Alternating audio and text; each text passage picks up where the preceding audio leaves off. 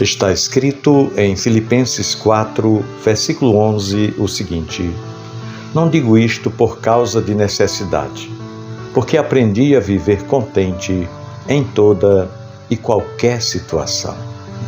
Meu irmão, minha irmã, vivemos em tempos em que a aparência ganhou o título de medida de valor.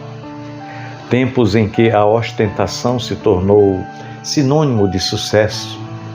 Tempos em que a alma anda cansada mesmo quando o corpo está parado. E talvez, nesse momento, você esteja ouvindo estas palavras justamente porque algo em você está cansado. Talvez um cansaço que não se resolve com sono. Talvez uma desmotivação que não se cura com conselhos rápidos. Talvez um sentimento profundo de estar perdido, sem rumo, sem norte. É nesse cenário tão parecido com o nosso que as palavras do apóstolo Paulo ganham vida. Aprendi a viver contente. Perceba, Paulo diz que aprendeu. Ele não nasceu sabendo, não recebeu por download espiritual, ele aprendeu. Isso significa processo, caminhada, tropeços, recomeços. E significa, acima de tudo, que o contentamento não depende do que acontece ao redor, mas do que está sendo construído aqui dentro. Agora deixe essas palavras entrarem suavemente no seu coração. Aprendi a viver contente em toda e qualquer situação. Toda e qualquer. Dias bons, dias maus, dias de mesa farta, dias de mesa simples, dias de celebração, dias de lágrimas, dias em que tudo faz sentido e dias em que nada parece se encaixar. Paulo descobriu um segredo que o mundo moderno, com toda a sua tecnologia, com todo o seu brilho, com todas as suas vitrines digitais, ainda não conseguiu oferecer. Nós construímos cidades com arranha-céus, mas ainda não aprendemos a levantar o espírito. Criamos redes sociais conectando milhões, mas ainda não sabemos acalmar a alma. Temos cada vez mais imagens, filtros, ângulos, luzes, mas cada vez menos paz. E é por isso que o ensinamento de Paulo soa quase como uma luz que rompe um túnel. O contentamento não está fora, está dentro. Mas como viver isso? Como tocar essa verdade na realidade dos dias agitados? Como experimentar esse descanso em um tempo em que mede valor pela visibilidade? Respire fundo comigo. Vamos caminhar devagar por essa estrada. Talvez você esteja vivendo um momento assim. A vida continua acontecendo, as responsabilidades continuam batendo na porta, mas por dentro o seu coração parece ter se desconectado da tomada. Como se a luz tivesse apagado. E por mais que você tente, não encontra o interruptor. E no meio disso tudo, o mundo continua dizendo: mostre mais, prove mais, mostre que você venceu. Compare-se, não pare, senão você fica para trás.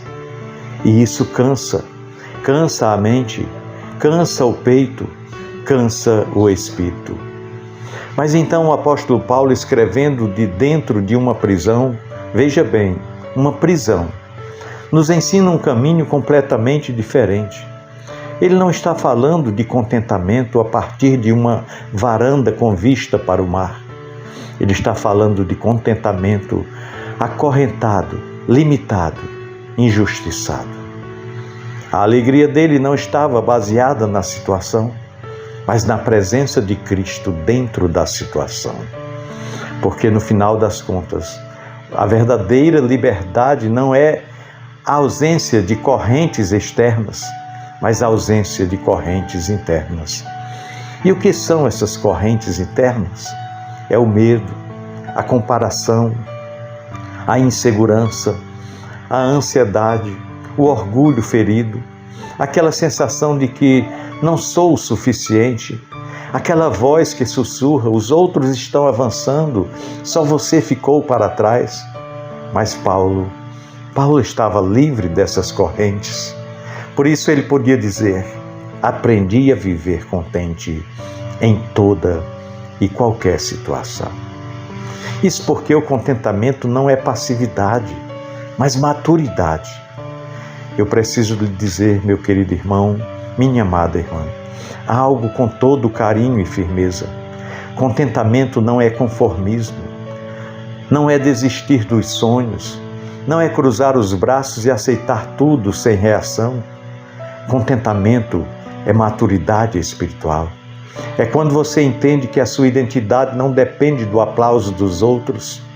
É quando você percebe que a sua paz não depende do saldo bancário.